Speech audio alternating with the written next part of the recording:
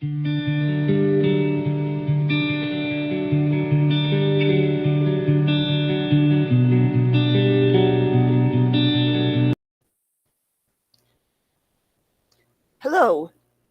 and welcome to Saturday, which means we are going to continue on our adventure with the American School of Dressmaking sewing lessons. Thank you, everybody who's here on the YouTubes, who's over on the Rumbles. And I don't think I'm going to do a lot of sewing today because there is so much. Why is this? There's just so much lessons to go through that I thought we would mostly do that. Why? What is happening? Share screen, window, this one.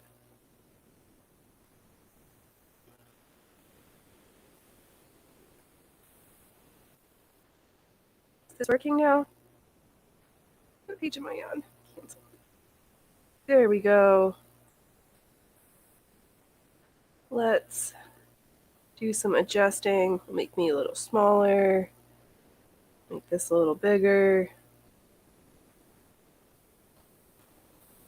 Loki says, "Where's my snackies? Where's my snackies?" All right. Loki needs snackies. Oh.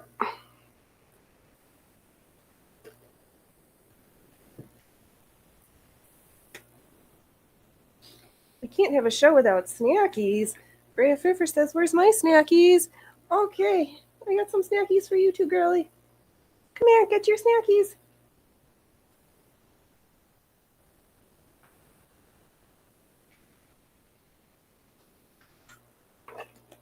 Okay, just a couple snackies because it's late and they'll be having their supper time pretty soon here. So, as I was saying, I think we're mostly just going to do a lot of reading for these next couple of things because the prep work takes a lot and there's a lot of fiddly bits, and I don't think that's very exciting for you all, and I get stressed out sometimes. So, we're here. I'm trying to make eye contact, but also read on my computer, which is in my lap. So, you know, that's the way we're working. But carrying on, this next instruction is for what they call crowfoot. It looks like a decorative detail. I'm not really sure, but let's see what it has to say. To make a crowfoot, first make a perfect triangle, the size you desire. Then, at the center of each of its sides, make a dot a trifle inside, see figure 59, and connect these dots with the corners on the same side of the triangle. Cut just where the crowfoot is desired, outlining edges carefully with tailor's chalk. For working, use coarse buttonhole twist or twisted embroidery silk, which is generally the same color as the material. However, black is very much used on dark shades. The stitches should be taken as close together as possible without overlapping so that the work will be smooth and even. The crowfoot is begun by bringing the needle up just a trifle to the left of one of these points. See a figure 51. So that's this guy over here. And turning work so that look, you got splooged on me, computer. And we're flipping our pages around. Will be at the top. Take a stitch as small as it can be, taken across to the point at B. Turn work as before so that C will be at the top. And take a stitch similar to that at point B. Next, take a stitch at the right of A, coming up on dotted outline and as close as possible to the stitch from A to B. Continue this way until entire outline is filled, keeping just outside of the outline and always outside of the made stitches. It's such a cute little thing. Marking stitches or tailor tacks. Tailor's tacks are used by tailors and dressmakers when basting two sides of a garment so as to have them both exactly alike. This requires much less time than basting each side separately. It is generally employed after cutting when one side of the material has been marked with tailor's chalk, and the seam and other indicated markers of the forms are desired exactly alike on both sides. The stitches pass through both thicknesses, and if the edges are kept even, it is not possible for the lines to deviate. It is made as follows. With a double thread of basting cotton, baste through both thicknesses of cloth, using 1 long and 2 short stitches, leaving the long stitch loose enough to form a loop under which the finger may be placed. Okay. And repeat all around through the chalk marks. Then take hold of the 2 edges of the cloth and gently separate them so the stitches which hold them together can be plainly seen, and cut the stitches in the center as they show between. This will leave threads in each piece of the cloth which will represent the sewing line, and both sides will be found marked exactly alike. In woolen goods, the thread should be waxed. All right, some more fanciness. Cording piping is made of we're not flipping our page yet. Cording piping is made of bias bands about 3/4 of an inch wide, with a cord placed in the center and the goods folded down over it and basted close to the cord. Rows of plain cording are made by folding over the material at the desired places, putting the cord in position, and sewing along with short stitches close to the cord. Make as many rows as you wish at regular intervals. The cord may be any size desired. Be careful not to let it twist when basting it in. To make a shirred cording, first mark the distance apart the rows are to be. If more than 1 row, then put the cord under the material and at each line of marking, and sew them as in plain cording, being careful not to catch the cord. The desired number should all be in run, then drawn up together, being sure that the cords are drawn up evenly at the same time. By the use of a corder, this may be done on the machine and much time saved. So something equivalent probably to a cording foot, which we should try ours because I do have one, but it's for my baby lock, which is always in the repair shop. So we'll see how that goes. Shirring. There are many different styles of shirring, the one most commonly used being the straight plain shirring. If more than 1 row is used, they should all be marked first. If the material is too thin and flimsy to be marked, run a colored thread in it, which can be removed after the shirr thread has been put in. Do not use very fine thread or silk, because it will knot and break. Make a large knot at the end of the thread before starting, so it will not pull through. Leave a long thread at one end of each row. Yeah, see, this is why I'm...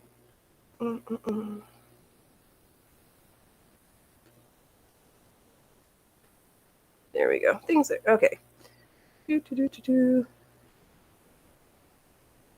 This is just dense, and so we're just doing the reading today. Tucked shirring. This is made by making a tuck any width desired and shirring it. They may be put in singly or in clusters. Great care must be exercised in the marking of these tucks, as any unevenness whatever in the shirring mars the effect entirely. Tucked shirrings of this character can be shaped to accommodate almost any pattern by drawn up or letting out the threads. If necessary, the thread of the first tuck may be much shorter than the last. If a curve is being formed, tucked shirring somewhat resembles cord shirring, only it has a softer appearance. Okay. French shirring or gathers. These are made by taking a succession of small stitches on the underside and longer ones on top. These stitches must all be kept the same length as when begun to ensure evenness. 3 rows are usually made, and the stitches on each row must come one below the other to draw up properly. This method is particularly desirable for heavy material and is used when adjusting a quantity of material to a comparatively small place, as is sometimes used at the back of shirts. Ruchings.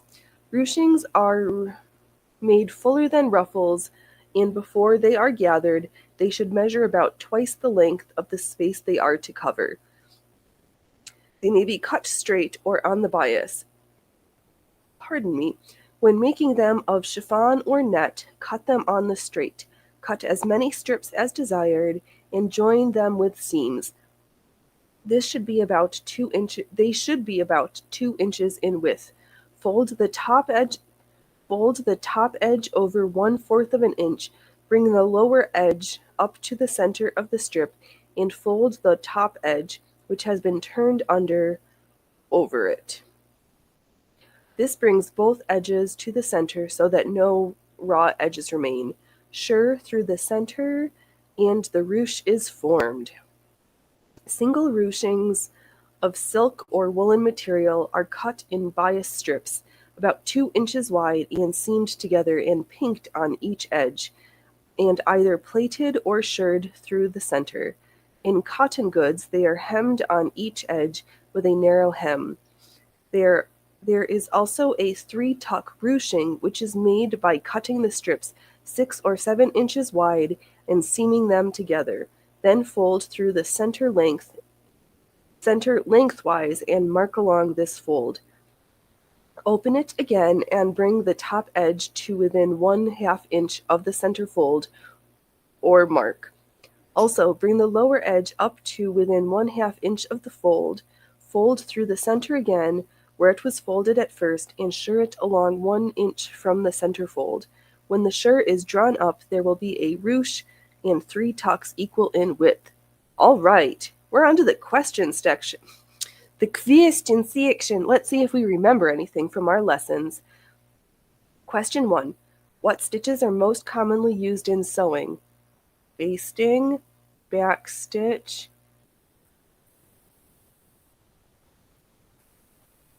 running stitch. Describe each or send a sample of each stitch, including all the stitches up to the French seam. Either describe how the French seam,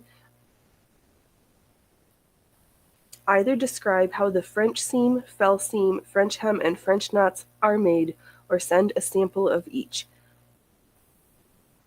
Why is it important that a buttonhole be marked and cut evenly so your button fits? Upon what does the size of the buttonhole depend? The button. And the thickness of the material? No, mostly the button. Explain in full the markings and spacing of buttonholes. Explain fully the cutting and making of a plain buttonhole. Explain the cutting and making of a tailored buttonhole.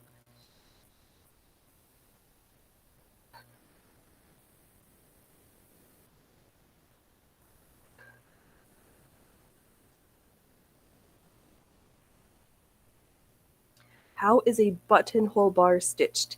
Either describe how eyelets and loops are made or send in a sample. How are buttons sewed on? How are button molds made? Describe fully the markings and gatherings for smocking. Either describe or send in a sample of diamond and honeycomb designs. How many hem stitchings can be done on the machine? All of them? No, that's not quite true. Either describe or send in a sample of the sheaf stitch, herringbone stitch, and faggoting. Name the different kinds of seams that may be used for finishing a tailored garment. Describe or send a sample of each. What is the best and quickest way of marking and cutting bias bands and folds? How are they joined together? On the horizontal. No, the 90 degree. How are milliner's folds made? A strap for a seam, silk folds, crowfoot, tailor's tacks, corded piping, shirring. That is the end. Chat lesson 2.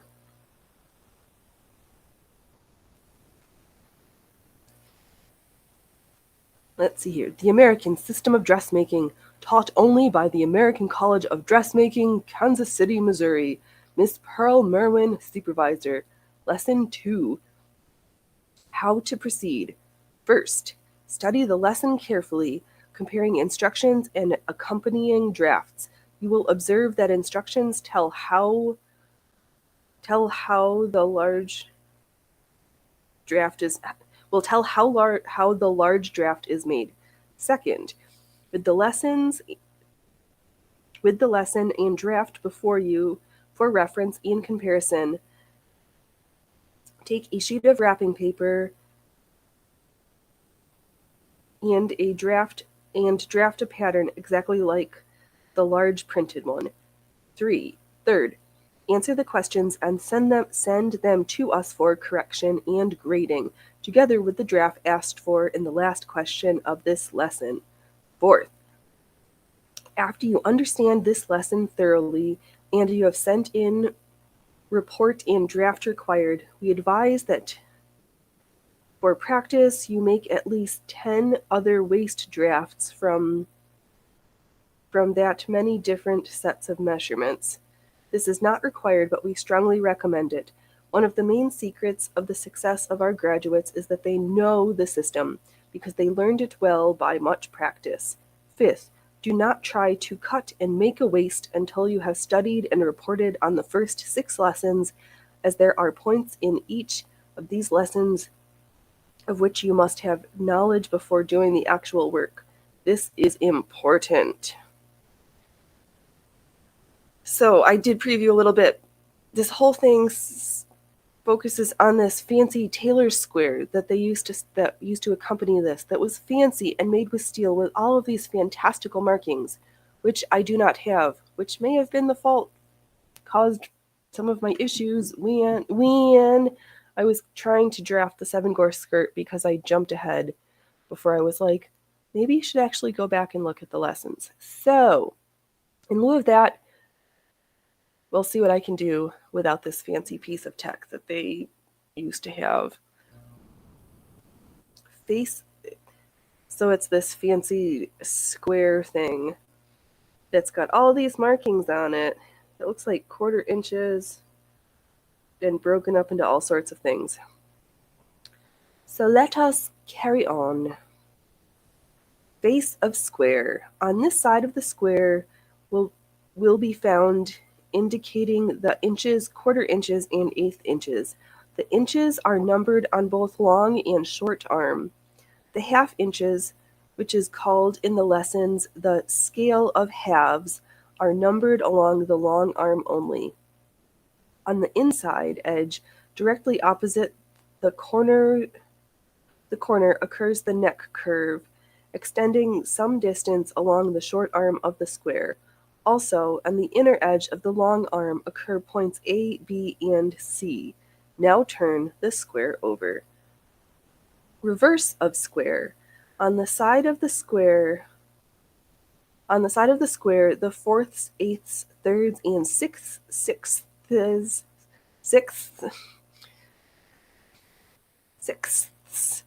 of inches are indicated and numbered.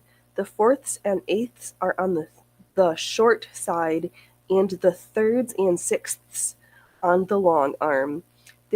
These are called respectively the scale of 4ths, scale of 8ths, scale of 3rds, and scale of 6ths. Inches are also numbered on both the long and short arm of square. 16ths are indicated on short arm of square, but are not numbered. The armhole curve occurs on the inner edge in the same reverse position as neck curve on face of square. Also, on the inner edge arm directly opposite, points A, B, and C on face of square occur curve A, curve B, and curve C. I guess that's here. I'm not really sure. The use of the square. The use of the square saves calculations. For instance, when measuring up the waistline on a draft to see how much it must be taken out in order to leave the same length as the waist measure, the scale of halves will prove great value. Then calculations are simple enough of themselves when we have an even number to deal with, but when we have odd and fractional numbers, the value of the scales on the square is apparent. To illustrate, suppose the waist measure is 24 and a quarter or 24 and a half. One does not have to calculate that half of the waist measure is 12 and an eighth or 12 and a quarter, but may simply make a point for half the waist measure on the scale of halves directly opposite the point indicating the entire waist measure. By glancing at the face of the square, one readily sees that 24 and a quarter on the scale of halves is exactly the same as 12 and an eighth on the scale of inches. Also, that 12 and a half on the scale of halves is the same as 12 and a quarter on the scale of inches.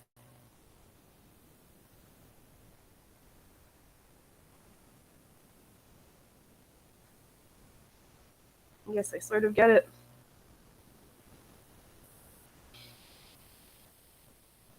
This lesson on waist drafting affords excellent practice in the use of the scales of inches on the squares, for all of them are used, and when the instructions call for a line to be made 1/2, 1/3, 1/4, 1/6, or 1/8, a certain measure, do not lose an opportunity to become familiar with your square, for one will find the different scales on the square a great time saver and convenience in dividing space accurately. In making use of the scales, there are only 2 points to bear in mind.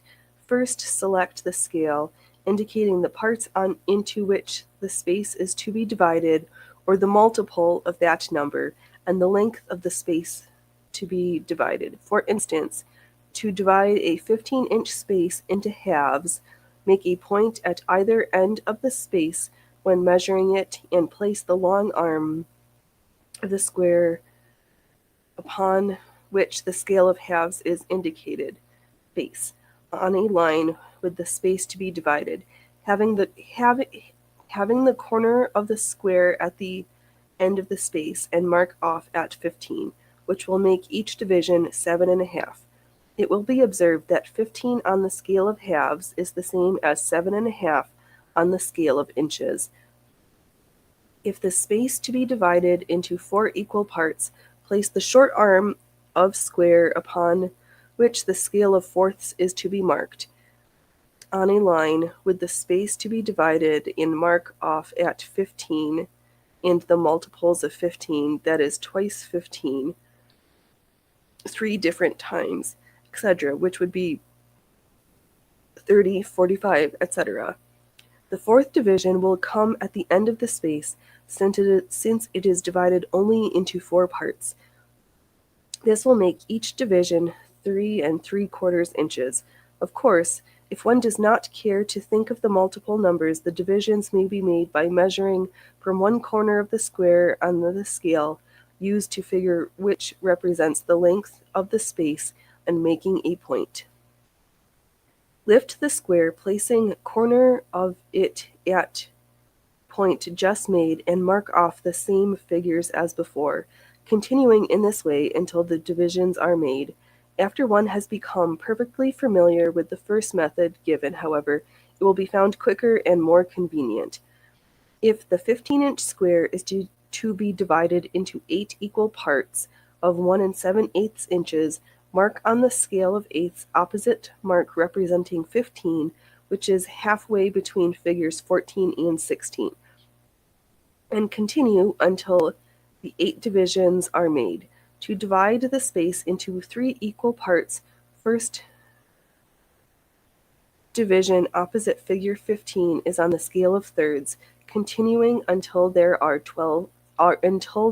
3 divisions. If one wishes the same space divided into 6 equal parts, Make the first division point opposite the mark representing 15 on the scale of sixths, or halfway between figure 14 and 16. Thus, one would continue with any number of divisions and for practice take several different length spaces, first one and then another, using different scales on each. One cannot expect to understand how to use this square by simply reading over the description of it. Definitely not. I really wish I had one of these things.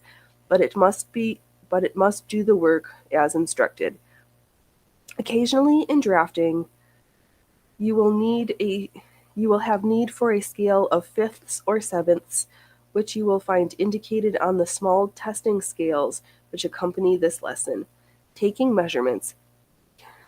Brilliant. Just a word of caution about taking measurements before entering upon the lesson proper. Strange as it may seem, there is nothing more important in dressmaking than taking correct measurements. It matters not how nicely you have drafted the pattern or how carefully you have put the different parts together. You cannot turn out a satisfactory piece of work unless measuring was accurately done. This requires practice, much practice. Practice as much as possible until you have become perfectly familiar with it. Observe very closely the form of the person whose measures you are taking. This is very essential, as different forms have different characteristics of contour. Two persons may have the same measurements exactly, yet their forms be so different that a pattern that will fit one may not fit the other at all. For instance, two persons may have a 38 bust measure. One of them may have a full rounded bust and a narrow back, while the other may be flat in front with large protruding shoulder blades and a deep hollow in the back, where the measure is taken up. For practice, it is well to measure as many different persons as possible. Before beginning to take measures, tie a cord around the waist and at waistline, and take the measure to the bottom of this cord. Pay no attention to the seams on the waist of the person whose measures you are taking. They may or may not be correct. Always take measure in the order given below and write each down in the same order. For recording measures, use the accompanying blank. For practice measures, you can extend this blank as far as you like, ruling blank paper and pasting it in at the bottom. An account of great differences or variations in measures and forms. It is impractical to try to use the same method of drafting for large or stout figures as that used for small. An account of the great difference and variations in measures and forms. It is impractical to try to use the same method of drafting for large or stout figures as that for small or medium-sized people. For the model draft, therefore, we have used what is termed as normal measures. This draft consists of a two-piece back and two-dart front, which will work successfully for all measures under 38 bust measure. Brilliant. Of course, it could be used for very large measures, but the sections would be so wide that they would not look well. For measures over 40 bust, we advise the use of a three-piece back and a two-dart front, as given in the latter part of this lesson. Hey, Loki. The waist measure. The American system uses the following 11 measures for the waist: neck, bust, waist, front, dart, chest, length of back, depth of back, width of back, underarm, and armhole. Neck measure. This measure is to be taken around the neck at the base. Bust measure. This measure is taken around and over the fullest part of the bust, having the tape line well up under the arms and bringing it to the center of the neck. Oh, there was a typo. It said neck. Yeah, that's what's happening here. This may be taken as tight as waist. This may be taken as tight as waist is desired. Line 2, figures 56, 57. It is well to stand directly behind the person in taking this measure. Waist measure. Pass the tape around the waistline, drawing it very snug and tight. Front measure. Place the end of the tape line on the prominent bone at the back of the neck and pass the line over the shoulder near the base of the neck and down over the fullest part of the bust to the waistline, drawing it snug. This measure is taken from the back of the neck to get the length of the front from the shoulder down to waistline.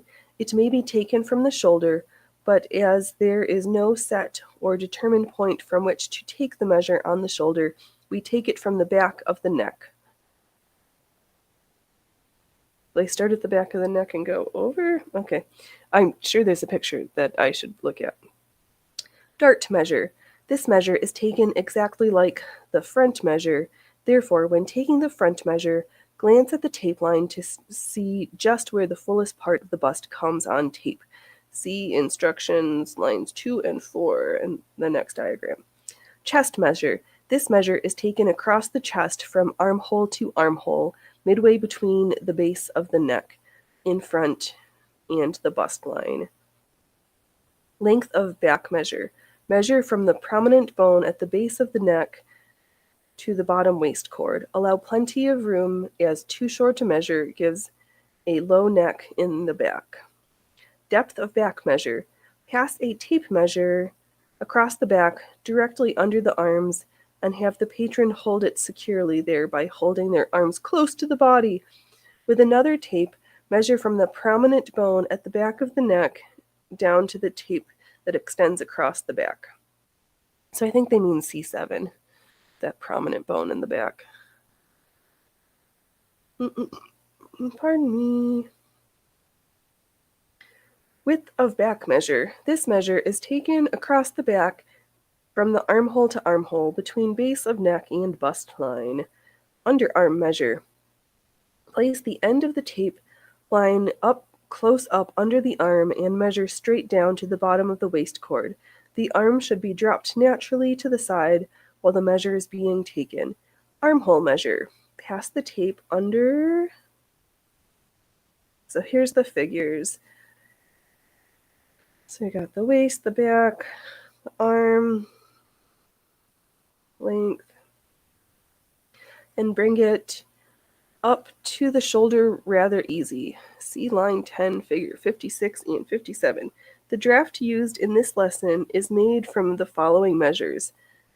Neck, 13 inches. Oh, so this is the measures they're using. Neck, 13. Bust, 36. Waist, 24. Front, 21. Dart, 14 inches. Chest, 3.5 inches. Length of back, 15 inches. Depth of back, 7 inches. Width of back, 13.5 inches. Underarm, 8. Armhole, 15. The paper sent for drafting purposes is a little longer than it is wide. When starting to draft, lay the paper so that one of the long sides will come next to you. Measure in about 6 inches from the right edge of the paper and 1 inch from the edge next to you, and lay square so that its long arm will extend along long edge of paper, and short arm along short edge of paper. Draw a line along the these longs and along longs is a lot. Oh my god. So much. Oh, what is left in this section?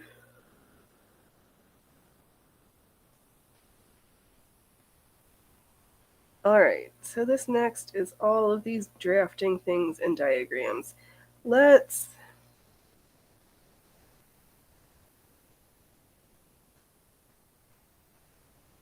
is a lot to digest. So, thanks for hanging out with me. Drop me a like, drop me a comment, give me a plussy over on the Rumbles. I heart you, Rumblers. And we'll be back tomorrow for some stitching and kvetching. So until then, all right, have fun. Bye.